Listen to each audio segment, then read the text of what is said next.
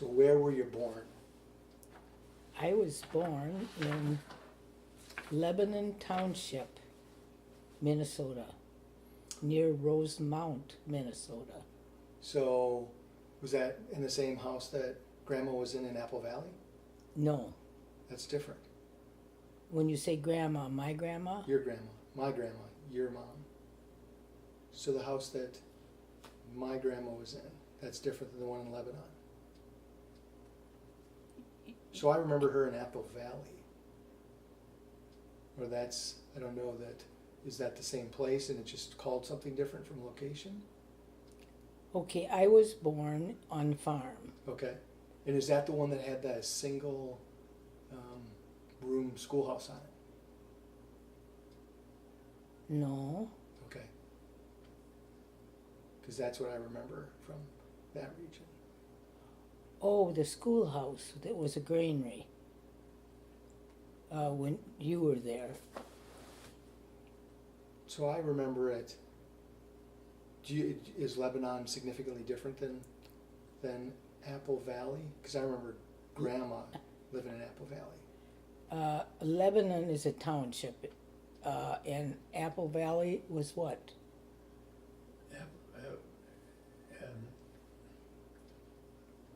I don't know, that's incorporated, I believe, isn't it? I think it's a Village? village, probably. Okay. It's a region. So tell me about your young life. Well, I grew up on a farm, and I loved the animals, and I helped my dad take care of the animals, and I helped him out in the field. What kind of stuff in the fields? Well, I did mostly, I was pretty young, so I didn't drive any of the machinery when I was young, but I loved horses, so we did a lot of work with horses, and I did a lot of that. We raked hay with horses and used the horses on the corn binder, and some of those old things I can hardly remember what they were. Mm-hmm. But I was, my sister was always in the kitchen, so I was outside with my dad and she was inside helping with the cooking, house cleaning, and that sort of thing. And anything in particular you? Well, how about brothers and sisters? I had a sister that was 3 years older than I was, and my brother was 5 years older. And my sister's name was Virginia, and we called her Ginger. And my my brother was Lee, and that's what we called him. And can you remember back to when you're in childhood days, what was going on in the world at the time? What kind of things are memories of? The Armistice Day blizzard is one of the big ones, and it was, which Armistice Day is Veterans Day now. Mm-hmm. It was started early in the morning, beautiful day. So would that be the same time of year, so November time frame? So Whenever, Veterans Day is November 11th. yeah, that's when it was on Okay. it, and it was a nice day, and then it started to snow, and it got worse, and it got cold, and I don't know how many people died down on the, I think it was the Minnesota River, fish or hunting ducks, because it got so bad they couldn't get away. So I'd say about 40 people died in that blizzard. And it was famous all over the country. And was that specific to just that region, or was it more, was it right there in? It was pretty, I'd say maybe a 50-mile radius. Is radius out from the middle or the whole thing? Diameter would be across, radius A would be. diameter, Okay. okay. And do you remember what year it was? Or how old you were? I should remember, but I don't. I would say I was probably 12, and I'm 85 now. Mm-hmm. And how was other things that were going on during that time frame? there wasn't much going on with, when you lived on a farm, you were way out in the country. Right. And so your school bus picked you up if you were down at the corner. Right. If you weren't, you'd get left home. And we were about 5 miles from Rosemount is where the school was. And most country kids did miss quite a bit of school just because of weather and that type of thing. Any other thing that you'd... What about now? What was the year of the Great Depression? Well, that was over a period of a long Right. period. Do you remember things relevant to that? Well, yes, we were. Everyone was very frugal because nobody had any money, and my father was a good farmer and he was a good money manager, so we never suffered because of the depression. But many of our neighbors, looked to having things rather than taking care of the money. So we probably in that neighborhood were the most stable because of that. Other people would spend their money and just have to go without. Mm-hmm. And it was, I think the Depression, actually when things started getting better financially, was when World War II started. That was in 42, I believe. And there were defense jobs, and our neighbors who were very poor before became quite affluent, as compared to what it had been. Right. Could you describe your house and your farm?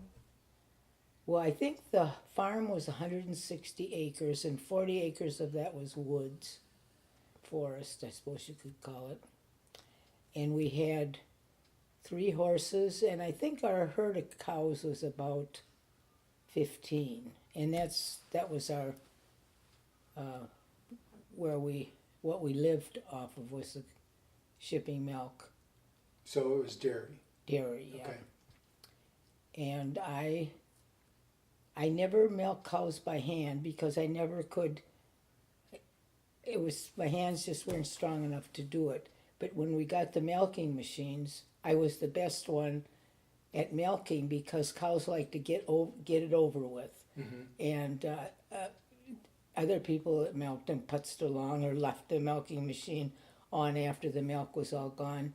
So the cows loved me for the milking. What year do you think you got the milking machine? Or what age do you think you were? I would say I was probably 12, 13. Okay. And at that age, maybe I was a little older. At that age, like I say, the cows liked me because I was anxious to get through. And so were they. Yeah, they were too. How So- about the house? We had, that time, we had 3 bedrooms upstairs. And my dad had the big bedroom. He had the whole bedroom. And we had another bed in there, and us kids, one or the other of us would probably sleep in there. My brother went off in the Navy, when the war started, World War II, and he was gone for a long time. I think he was in the Pacific. And that was, I can remember Pearl Harbor. I was so young then that I didn't understand the depth of it, how terrible it really was. But everybody was so sad, and of course I was sad too because they were. It was a hard time. And then, well, I'd say not too long after the war started, my brother joined the Navy, so that he'd have to be 18 to join. So it would be that length of time, and he was 5 years older than I was. and I'm not that good at doing things in my Sure. heads, but you can take your calculator out and figure it out. It was, you know, the fact that some country would come over and attack us was unbelievable. Especially for, you know, I was so young, I couldn't get it all in my head. But there was an awful lot of sadness then. But and there were defense plants and all that sort of thing, and people that hadn't been employed for years and years got good jobs, and so it was good and bad. Right. Are there things that you remember about the farm or the house? Any memorable stuff? Well, the farm, I wandered around it. I liked being outside, and I liked the animals. And my mother bought me a riding horse. And I had ridden the farm horses, and it, you know, they were okay, but it wasn't like a riding horse, and that was just changed my life. And I think that was after the war, and I'd ride around, and some of our neighbors had, their kids had horses too. So that was a lot of fun. And we had a dude ranch, I'd say about 1.5 miles from our house. And they had 5 miles of trails through the woods. And this friend of mine who had a horse too, we would ride over there and they would let us ride on the trails, and we really appreciated that. Now, did you ride with a saddle? I had an army saddle, and I think somebody gave it to us. And it was a good saddle, but it wasn't in fashion, of course. And you know how kids are about, Right. they want, these other people I rode with, I can't remember, I think they did have saddles, regular ones. But, you know, I rode many, many miles. What's an army saddle like? It, rather than, well, Western saddle has got a little horn on it, and with the stirrups and whatever you call going down to the stirrups is a leather about that wide. And with the army saddle, it was just, say about this wide and this long, and it had a hole down the middle of it, and the stirrups were straps with metal stirrups at the ends of those. And it was a comfortable saddle, but of course it wasn't stylish, so everybody else had a Western saddle. But So it would be more like an English saddle. With no horn, or did it have a horn? I guess it was an English saddle. No, it didn't have a horn. Mm-hmm. I didn't even think of it. But, you know, like I said, it was comfortable, but Right. everybody else had Western saddles. And I thought, you know, at the time, I just kind of felt sorry for myself, but I thought it was a wonderful thing that my mother would buy me a horse. All my, you know, just for myself. And I rode it many, many miles. I don't remember if we sold it, you know, like when I went off to high school and beyond. How about significant memories from school? Well, I was a poor student, and I just didn't like school. I was always late, and had to walk 1.25 miles, I think it was. And one time on the way home from school, there was a creek that ran along, kind of followed the road, or the road followed it, I suppose you'd better say. And there was a little stream I could see, so I walked down to it, and the water was going under the snow, and it sucked me in, and I couldn't get out. Fortunately, my brother came along and saw me, and he came down to check to see what was wrong, and he went down. There were 3, my name was Scott, And there was us, and then Harry Scott, and then Frank Scott. What was between Harry's and Frank's, and Lee, my brother, went down to Frank's and got a shovel and shoveled me out. And of course, my legs were all wet, and Minnesota's pretty cold. That was a terrible experience, but fortunately, I had a good brother. And school, we had a one-room country school, and one teacher. And the first teacher, I think I had her for it was 1 to 8 and no kindergarten. And I think I had her for the first 5 years, and then she got married. Teachers couldn't be married then. So she quit, and then we got a teacher that drove clear out from Minneapolis, which would be probably over 20 miles every day. But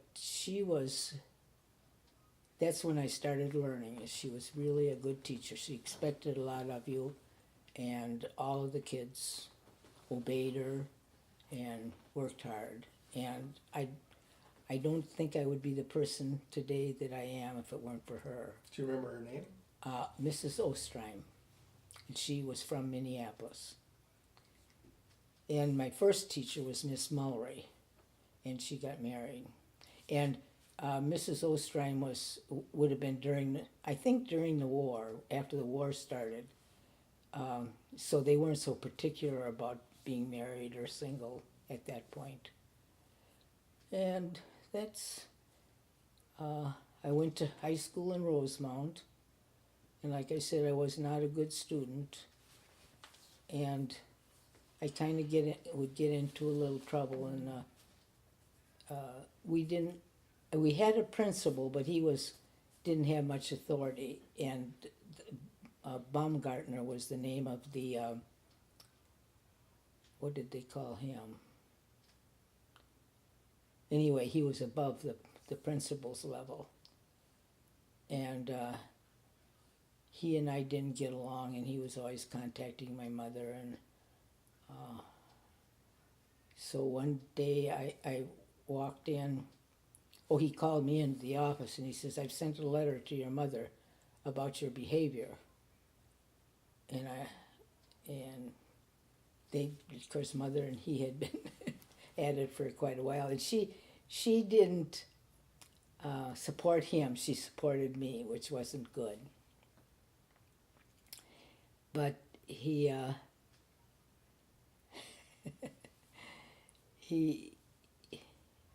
I guess I lost my thought there.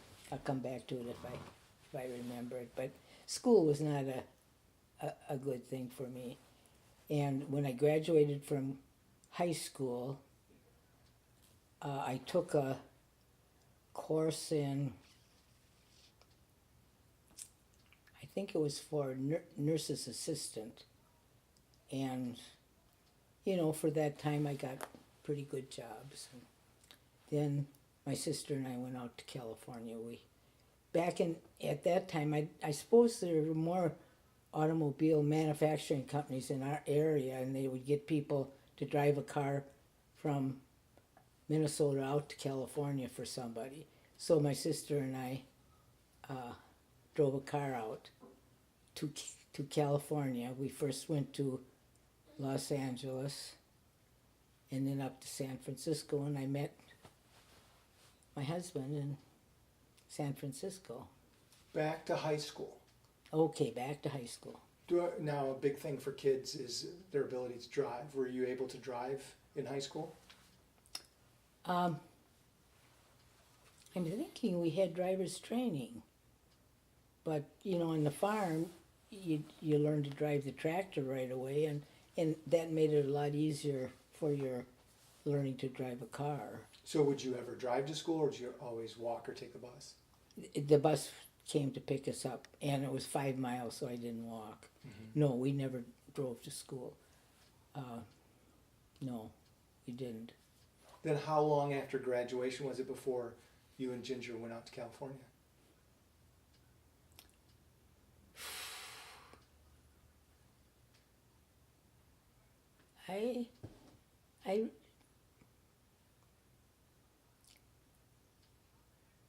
A few years. And any memories from the actual journey out there? Well, okay, well, to get back to that, I would have had to been old enough to have a driver's license, and we could get a driver's license at 16. So I'd say I was probably 18. When you went out to California? Uh-huh. Okay. And that would have been the same year you graduated, wouldn't it? You graduated 18? No, I graduated at 16. Oh, okay.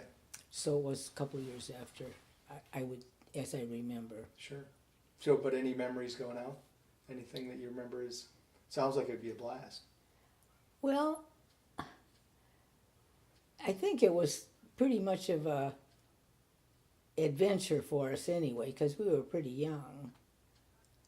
And I don't know why our mother ever let us do it, but she was always good about us having our activities. And was the plan to go out there and stay, or just go out there to deliver a car? I think we planned to stay. Nice warm climate. After Minnesota's harder climate than here, than Wisconsin is. Right. Further So north. it was really nice to be in warm country. And then Ginger stayed out there. Yes, she did. I came back to nursing school. Yeah. And she stayed out there. Okay. And she got married and had 3 children, two girls and a boy. And they're all still out there. And she just died in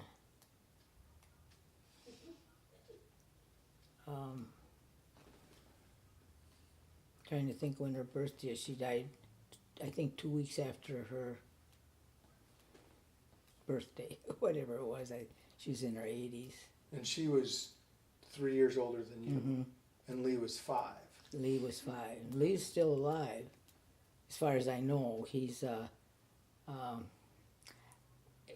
somebody talked. I think my sister talked to him before she died, and he was having memory problems, and at that point, so I don't even have his telephone number now, so it's kind of hard for me to call. I could call some other relative, I suppose.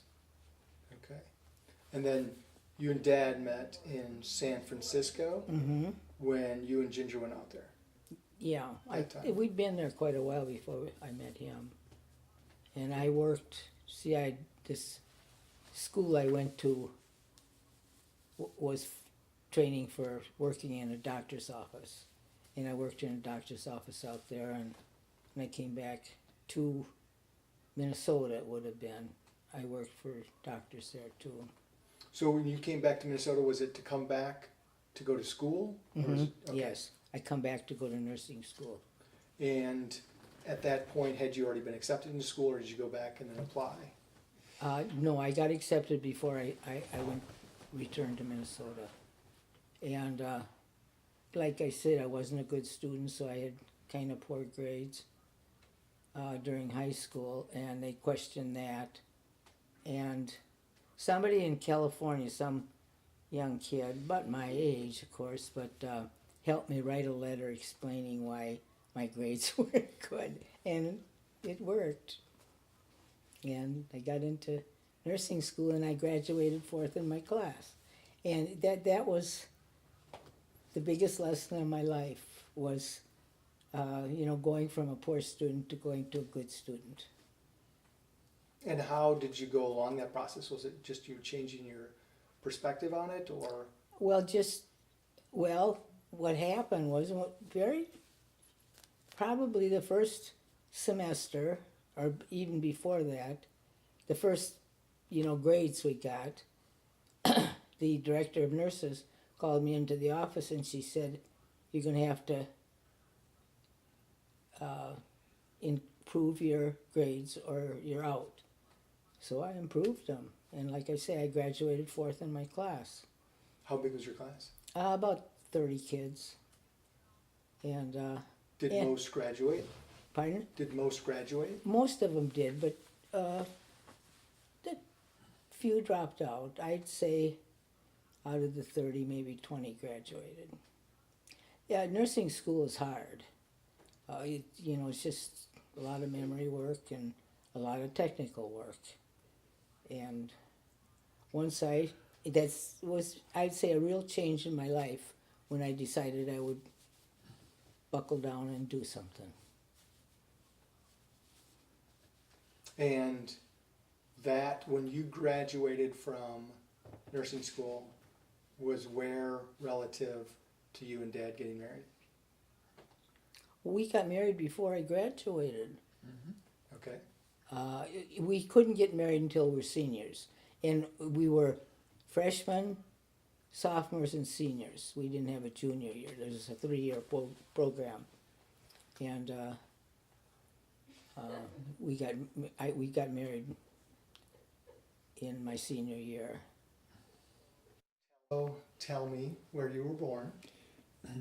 I was born in Adams County, near Decatur, Indiana, and in 1932, June of 1932.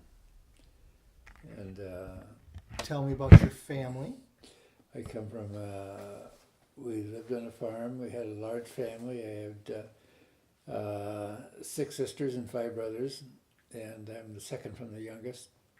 And at that time, it was not unusual for farm people to have large families because it took the whole family to keep the farm going.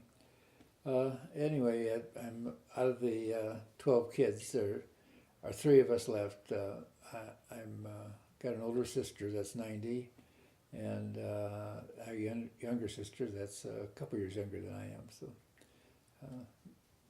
it was a nice, warm, great family. Can you go through all of their names from oldest to youngest? Oh, that might be a challenge today. I would think so. Irene was the oldest. Irwin or Bud was the second. Lucille was next. Then there was my brother Bob, and there were twin brothers, Edgar and Oscar. And then there was Dorothy was a sister, and then another sister was Norma. And my brother next to me was Melvin, and me and my sister Dolores is younger than I am. Okay. Yeah, that's quite a memory. I've only got 11. I counted that as 12. Oh, okay. I thought, yeah. Okay. So, yeah, tell me about life when you were young. Oh, life when young. This basically a lot like Barb said, that the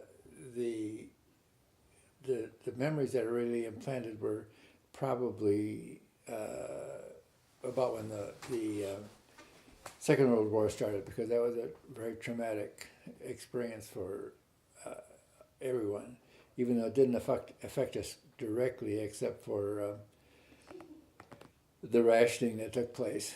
But it just gave the whole country, a sad feeling that everyone was concerned. And of course, coming from a large family, as far as brothers and sisters, everyone. I had many relatives that were in the military and got drafted. And Pearl Harbor, December 7th, was from that time on about every, that was a topic of conversation. We collected scrap iron and aluminum and even milkweed pods for the defense project. Commodities were rationed. You got so much gas for your car. You could buy so much groceries. Everything was rationed. Being on the farm, and we were producing produce for the country and the government, we probably got better ration coupons than most people did. But I was, started in grade school. I had a one-room school, 58 kids, 8 grades. Before the war broke out, the prominent language was German, and very few people could actually speak English. I know when my older sisters would date or brothers would date and bring girls or boys home, that I'd have to translate for my sister into English because she couldn't speak any English. And when I went to school, we all started in German, and when we went when the war started, and we really went to help England and fight the European War, why the language just basically changed overnight. If, for instance, in church, the church would be a German service, and they tried to start an English service, and maybe 10 of us would show up for a service. They just couldn't get an English service going. As soon as we went to war with Germany, it reversed. Everybody went to English church and nobody went to German church.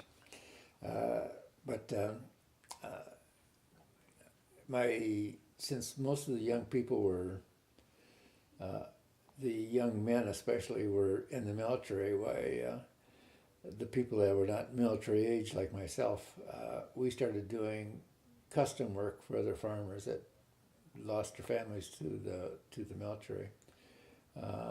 So I worked commercially in making hay and baling from probably the time I was about 11 years old, driving tractors all over the county and baling and helping with hay. And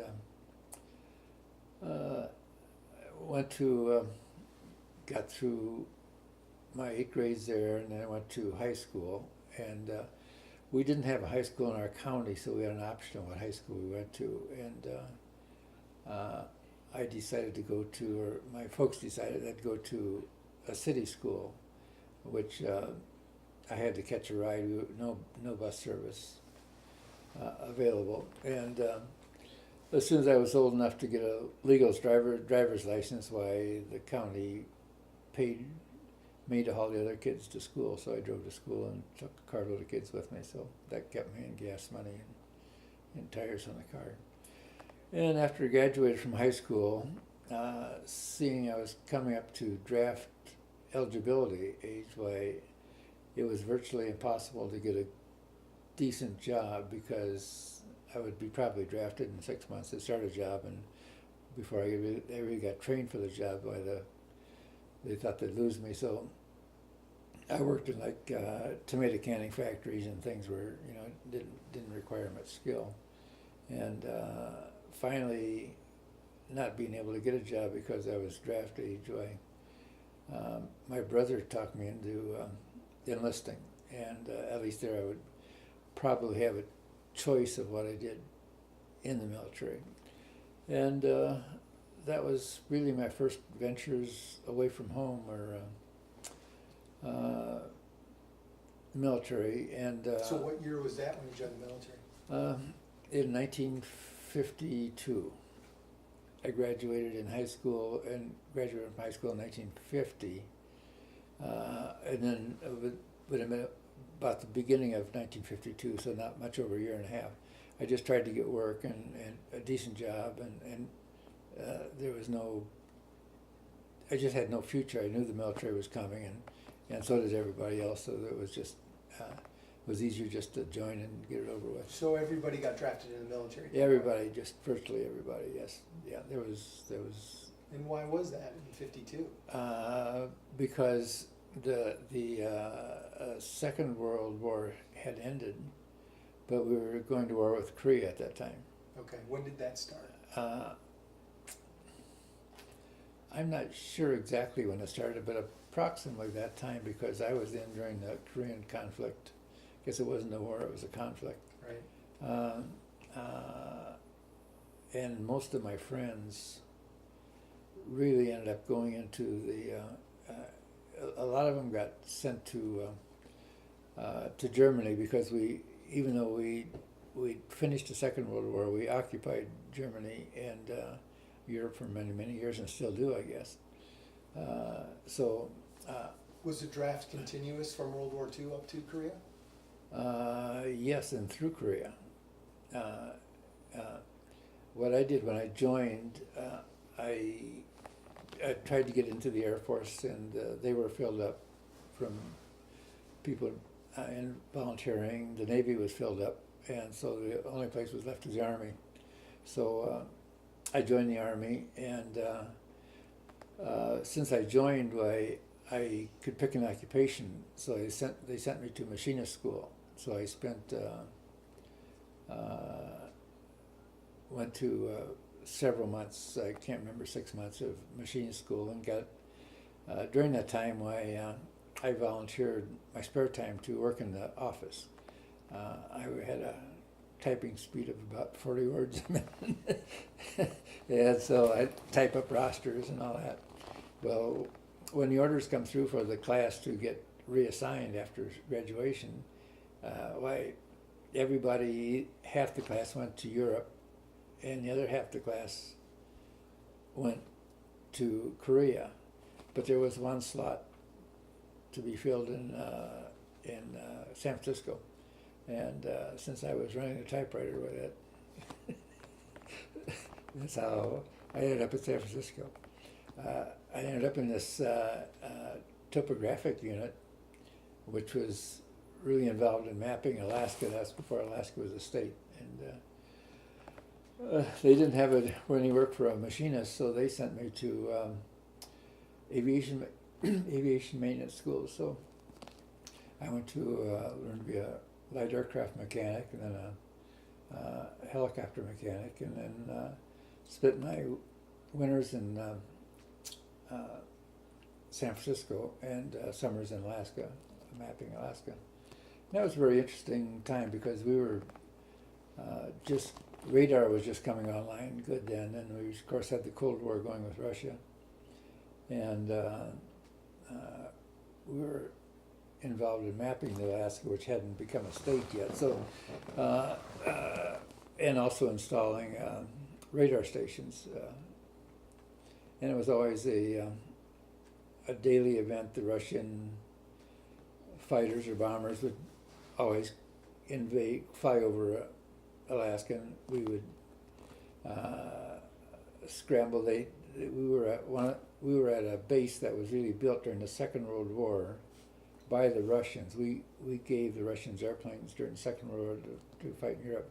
So we would ferry them up to Alaska, and they would pick them up in Alaska, and so we were actually on a base that was in Galena, Alaska, that was built by the Russians during the Second World War in Alaska.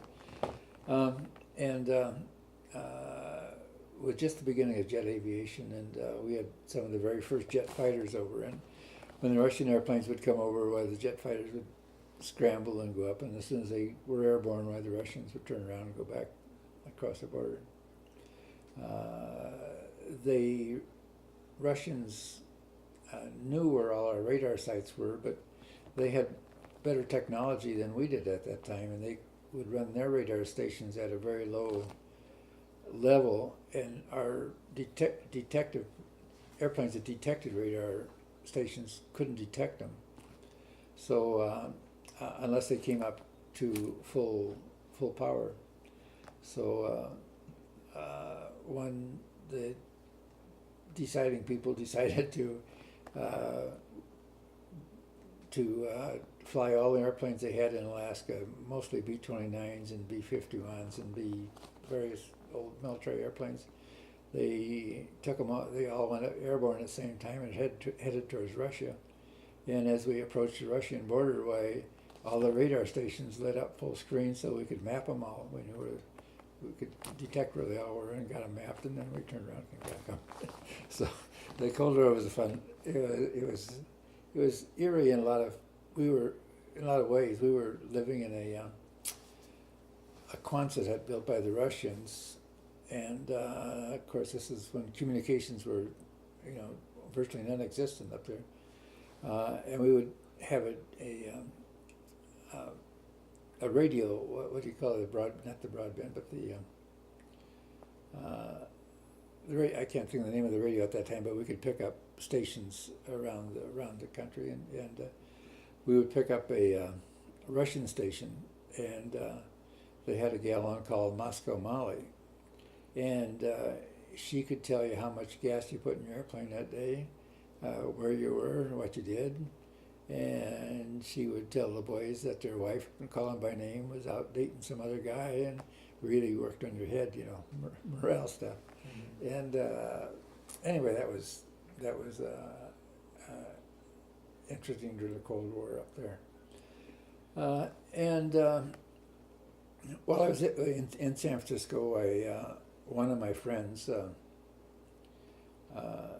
that I hung around with, we were out driving one night, and he happened to go to the same church that Barbara Moff went to, and she was just leaving a Lenten service or something at church that night, and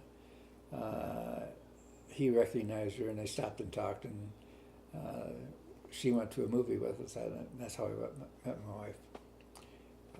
I picked her up on a street corner, which is the truth. Okay, why don't we get you guys together? Is there any way we can have you sitting together?